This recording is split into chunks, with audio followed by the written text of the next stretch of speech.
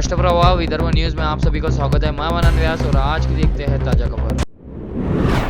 स्थानीय गाड़गेनगर पुलिस थाना क्षेत्र अंतर्गत नवसारी परिसर में बीती रात 12 बजे के आसपास कुछ लोगों के बीच चल रहे झगड़े के दौरान बीच बचाव करने गए निखिल थोरात नामक युवक की तेज धारदार चाकू से सपासप वार करते हुए हत्या कर दी गई। इस घटना की जानकारी मिलते ही गाड़गेनगर पुलिस ने तुरंत हरकत में आते हुए 3 आरोपियों को गिरफ्तार किया है, जिनके नाम हिमांशु जगत सिंह छेत्री, यश कनौजिया और तात्या गायकवाड़ बताया गया है। इसमें से हिमांशु छेत्री नामक आरोपी कुख्यात व रिकॉर्डधारी आरोपी है। इस संदर्भ में मिली जानकारी के मुताबिक बीती रात 12 बजे के आसपास नवसारी परिसर के महात्मा फुले नगर में रहने वाला निखिल थोरात नामक युवक बैनर लगाने के काम हेतु अपने घर से बाहर निकला था। उसी वक्त नवसारी चौक परिसर में हिमांशु दाऊद छेत्री, यश कनौजिया व तात्या गायकवाड़ का कुछ अन्य युवकों के साथ झगड़ा चल रहा था। ये देखते ही निखिल थोरात झगड़ा छुड़ाने के हेतु बीच बचाव करने के लिए पहुंचा, जिससे चिढ़कर हिमांशु छेत्री ने निखिल थोरात पर चाकू से सपासप वार किए, जिससे निखिल थोरात के गले और हाथ पर बेहद गंभीर घाव लगे और वह घायल होकर गिर पड़ा, जिसे परिसरवासियों ने तुरंत ही जिला सामान्य अस्पताल में भर्ती कराया।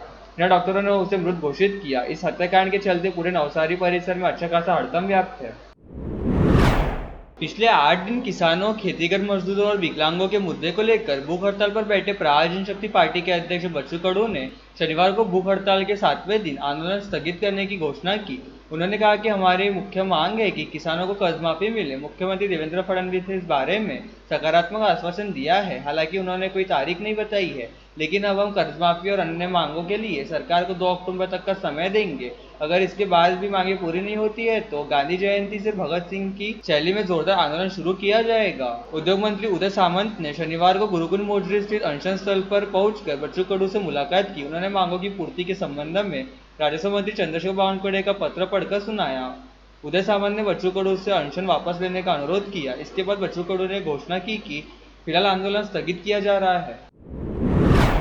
अहमदाबाद में एयर इंडिया विमान हादसे का एक वीडियो कुछ देर बाद ही सामने आया था। वीडियो रिकॉर्ड करने वाले शख्स को विमान क्रैश का समय इतना सटीक कैसे पता चला, इसे लेकर सोशल मीडिया पर सवाल उठ रहे हैं। अब वीडियो बनाने वाला युवक सामने आया है और पुलिस ने उसे शुरुआती पूछताछ के लिए हिरासत में लिया है। वीडियो रिकॉर्ड करने वाले युवक का नाम आर्यन है और वह हाल ही में गांव से अपने रिश्तेदार के घर आया था। आर्यन द्वारा रिकॉर्ड किए गए वीडियो की वजह से दुनिया को एयर इंडिया के भीषण हादसे की जानकारी मिली। उसके बाद एयरपोर्ट पर लगे एक सीसीटीवी कैमरे के फुटेज भी सामने आई। आर्यन ने बताया कि वह अहमदाबाद गांव से अपने रिश्तेदार से मिलने आया था। वह सिर्फ उत्सुकता के कारण वीडियो रिकॉर्ड कर रहे था। उसने बताया कि वे गाँव में अपने दोस्तों को यह वीडियो दिखाना चाहता था कि पास से विमान गुजर रहा है, इसलिए वे इस रिकॉर्ड कर रहे थे। आर्यन की बहन ने मीडिया को बताया कि आर्यन उत्सुकता से वीडियो रिकॉर्ड कर रहा था, लेकिन जैसे ही विमान में विस्फोट हुआ उसने वीडियो रिकॉर्ड करना बंद कर दिया। विस्फोट के कारण वह बहुत डर गया था। आर्यन ने यह भी कहा कि वह विमान को आसमान से उड़ते देखने के लिए उत्सुक था। वह सपना देख रहा था कि वह भी एक दिन विमान में बैठेगा, लेकिन जब से उसने विमान में विस्फोट होते देखा है तब से वह कह रहा है कि वह कभी विमान में नहीं बैठेगा।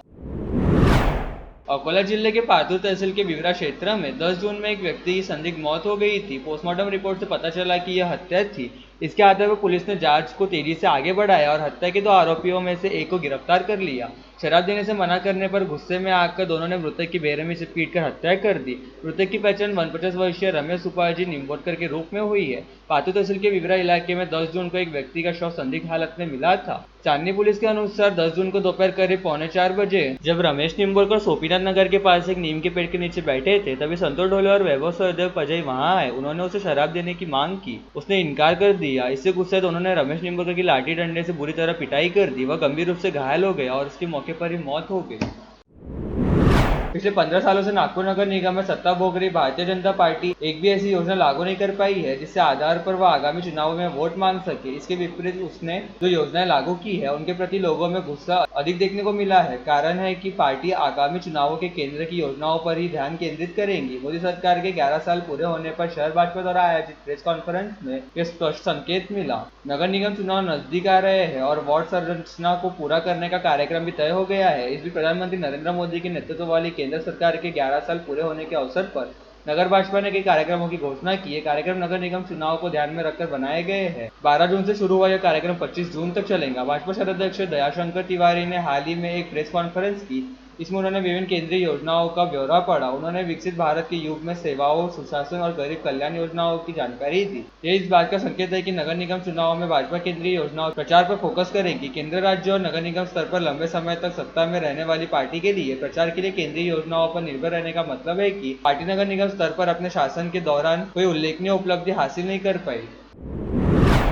अकोला के अकोटफैल पुलिस स्टेशन की सीमा से वध के लिए गायों को ले जा रहा एक वाहन कासली और उगवा फाटा के बीच चालक के नियंत्रण खो देने से पलट गया। इस दुर्घटना में वाहन में सवार एक व्यक्ति की मौत हो गई और 2 गंभीर रूप से घायल है। वाहन में वध के लिए ले जा रही 3 गायों में से एक की मौत हो गई। सूत्रों से मिली जानकारी के अनुसार शनिवार सुबह करीब 4:30 बजे टाटा विस्टा वाहन तेज गति से अकोला की ओर से आ रहा था। इस दौरान कासली और उगवा के बीच चालक ने वाहन पर नियंत्रण खो दिया और वाहन सड़क पर लगे एक खंभे से टकराकर पलट गया। हादसा इतना भीषण था कि बिजली का खंभा बीच से झुक गया। इस हादसे में वाहन में सवार अकोटफैल के भारत नगर निवासी 28 वर्षीय सोहेल खान यूनिस खान की मौत हो गई, जबकि दूसरे व्यक्ति असरार खान हसन खान गंभीर रूप से घायल हो गया। सूत्रों से मिली जानकारी के अनुसार तीसरा व्यक्ति अकोट के तापुरा निवासी जाहिद अली बताया जा रहा है।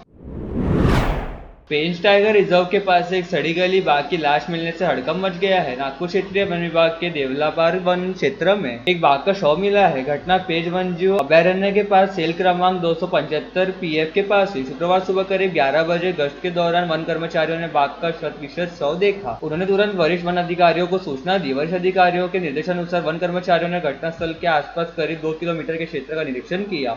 उन्होंने पूरे इलाके की जांच की, लेकिन कुछ भी संदिग्ध नहीं मिला। वहीं मृतक बाघ के शरीर के सभी अंग सही सलामत पाए जाने से अवैध शिकार की संभावना से इनकार किया जा रहा है। इसके बाद राष्ट्रीय बाघ प्राधिकरण के दिशा निर्देशों के अनुसार वरिष्ठ अधिकारियों की उपस्थिति में बाघ के शव का पोस्टमार्टम किया। अधिकारियों ने बताया कि नमूने जांच के लिए प्रयोगशाला भेजे गए हैं। डीएनए जांच रिपोर्ट आने के बाद बाघ की उम्र और लिंग स्पष्ट हो सकेगा। जिला परिषद और पंचायत समितियों के चुनाव हेतु गण एवं गट की रचना करने के लिए राज्य के ग्राम विकास विभाग ने 12 जून को जिलाधीश के नाम आदेश जारी किए हैं, जिसके मुताबिक जिला परिषद और पंचायत समितियों की पुरानी सदस्य संख्या को ही कायम रखा जाएगा। इसी चलते अमरावती की जिला परिषद सभागृह में 62 तथा 14 पंचायत समितियों में 118 सदस्य रहेंगे। इन चुनावों के लिए आवश्यक प्रक्रिया को तय समय के भीतर पूरा करने की जिम्मेदारी सभी जिलाधिकारियों पर सौंपी गई है।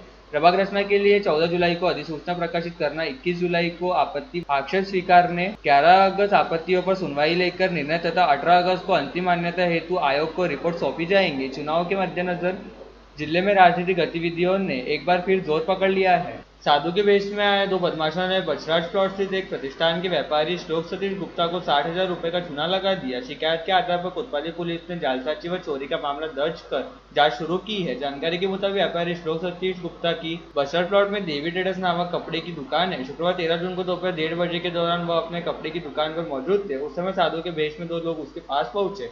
चमत्कार के नाम पर साधु व्यापारी के गले की सोने की चेन लेकर चक्कर हो गए। पुलिस ने शिकायत के आधार पर 2 अज्ञात के खिलाफ बीएनएस की विविध धाराओं के तहत मामला दर्ज किया है। और लेटेस्ट न्यूज़ देखने के लिए राष्ट्रप्रभा चैनल को लाइक और सब्सक्राइब कीजिए।